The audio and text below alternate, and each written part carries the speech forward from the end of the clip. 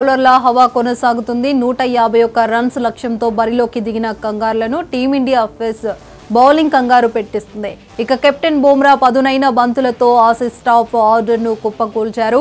ఒకానొక దశలో 30 రన్స్కే 4 వికెట్లు కోల్పోయి పీకల్లోతు కష్టాలు కూరుకుపోయింది.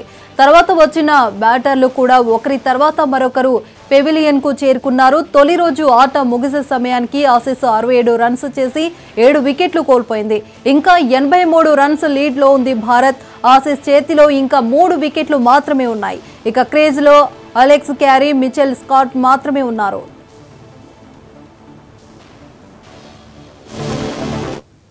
టీమిండియాను తక్కువ స్కోర్కే అవుట్ చేసిన తర్వాత బ్యాటింగ్ కు దిగిన ఆసీస్ ఎవరు కూడా క్రేజ్ లో కుదురుకోనివ్వలేదు. ఇక పదునైన నిప్పులు చెరిగే బౌన్స్ బాల్ ను తట్టుకొని నిలబడడం కష్టంగా మారింది. ఫాస్ట్ బౌలర్ కొట్టిన దెబ్బకు ఆసీస్ బ్యాటర్లు ఒకరి తర్వాత మరొకరు వెనుతిరిగారు.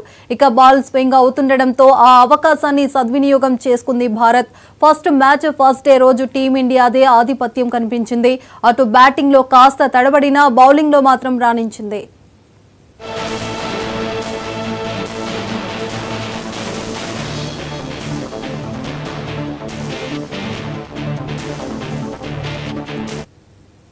ప్రతిష్టాత్మకమైన బౌలర్ గవాస్కర్ తొలి టెస్ట్లో తక్కువ స్కోర్కే ఆల్అౌట్ అయింది భారత్. ఒకరంటే ఒకరు కూడా హాఫ్ సెంచరీ చేయలేకపోయారు. ఇక క్రేజ్లో నిలదొక్కునే సమయంలో ఆసీస్ బౌలర్లను సమర్థవంతంగా ఎదుర్కోలేకపోయారు. పెర్త్ టెస్ట్లో టీమిండియా బ్యాటింగ్ పేలవంగా సాగింది. 150 రన్స్కే టీం మొత్తం ప్యాకప్ అయింది. ఇక టాస్ గెలిచి బ్యాటింగ్ కు దిగిన భారత్ ఆసీస్ బౌలర్ల ధాటికి క్రేజ్లో ఎక్కువసేపు నిలవలేకపోయారు. వికెట్లపై నుంచి వచ్చే బాల్ను సమర్థవంతంగా ఎదుర్కోలేక చేతులెత్తేశారు. రోహిత్ శర్మ లేని లోటు ఈ మ్యాచ్లో స్పష్టంగా కనిపించింది. ఇక తాత్కాలిక కెప్టెన్ బుమ్రా బ్యాటింగ్ ఎంచుకున్న భారీ స్కోర్ చేయలేకపోయారు. తెలుగు కుర్రాడు నితీష్ కుమార్ రెడ్డి ఒక్కడే కాస్త పర్వాలేదనిపించాడు. ఇక 59 బాల్స్ ఎదుర్కొని 41 రన్స్ చేశాడు. రిషబ్ పంత్ కాస్త పోరాటం చేసినా ఎక్కువసేపు క్రేజ్లో నిలదొక్కలేకపోవడంతో ఫెయిల్ అయ్యాడు. ఇక కేఎల్ రాహుల్ 27 రన్స్ మాత్రమే చేశాడు. ఇక మిగతా ప్లేయర్ దారుణమైన ఆట తీరును కనబర్చారు. ఆస్ట్రేలియా బౌలర్లలో హెజల్వుడ్ 4 వికెట్లు పడగొట్టాడు. స్కాట్, మార్ష్, కమిన్స్కల్ కు తలా 2 వికెట్లు తలపించాయి.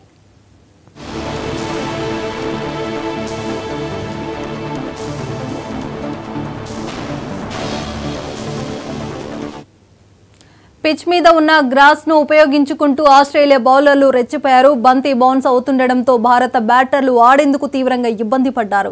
ఓపెనర్ బ్యాట్స్మెన్ యశస్విని జైస్వాల్ డకౌట్ అయ్యాడు. అనంతరం క్రేజ్ లోకి వచ్చిన పడిక్కల్ 23 బాల్స్ ఆడిన ఖాతా తెరవకుండానే అవుట్ అయ్యాడు. ఇక ఎన్నో ఆశలు పెట్టుకున్న రన్స్ మెషిన్ విరాట్ కోహ్లీ కేవలం 5 రన్స్ మాత్రమే చేసి అవుట్ అయ్యాడు.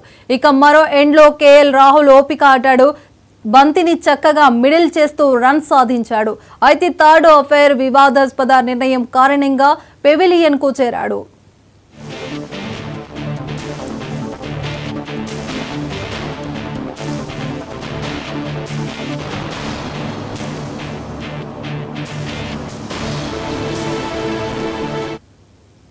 ధ్రువ్ జురేల్ 11 రన్స్ మాత్రమే చేశాడు. బంతి బౌన్స్ అవుతున్నా అందుకు తగ్గట్టుగా ఆడలేకపోయాడు. ఇక వాషింగ్టన్ సుందర్ 4 రన్స్ చేసి అలా వచ్చి ఇలా పెవిలియన్ కు చేరుకున్నాడు. ఒక దశలో భారత్ 73 పరుగులకే 6 వికెట్లు కోల్పోయి పీకల్లోతు కష్టాలు పడింది. అయితే ఈ సమయంలో డబ్ల్యూ ప్లేయర్ నితీష్ రెడ్డి, రిషబ్ పంత్ విరోచితంగా పోరాడారు. వీరిద్దరూ పోరాటంతోనే భారత్ 100 పరుగుల మార్కును దాటింది. అయితే పంత్ అవుట్ అయ్యాక సీన్ మొత్తం మారిపోయింది.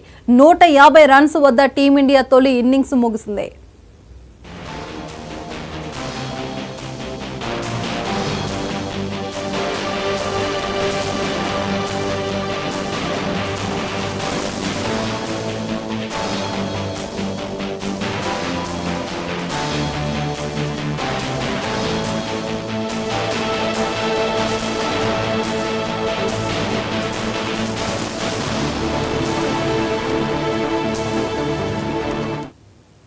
రేపు జరిగే ఆటపైనే అందరి దృష్టి ఉంది. ప్రస్తుతం భారత్ పటిష్టంగానే కనిపిస్తుంది. బ్యాటింగ్ లో విఫలమైన బౌలింగ్ లో అదరగొడుతుంది.